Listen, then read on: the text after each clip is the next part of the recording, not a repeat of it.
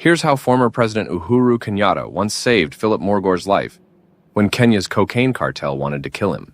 In 2004, Kenya faces its biggest drug bust.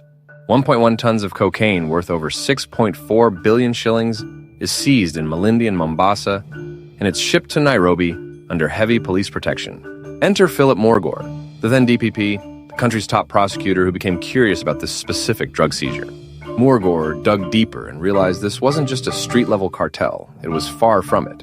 This was a network that ran through senior police commanders, politicians, even foreign syndicates and mercenaries. He fought for justice, demanded trials, and protected key evidence that could have nailed top government officials and businessmen. Then things got messy. Key files vanished. Evidence was tampered with. He warned top officials, "Tamper with this, and you compromise our entire republic." That's when the system hit back. October 2005, Philip Morgor, while seated in his office, gets an email from State House, Nairobi, telling him, "You're fired. No reason. No fair hearing. Just a termination in black and white." Instantly, he becomes a marked man. Inside, sources say armed men watched his house. Cars followed him. He was on what insiders called a political hit list.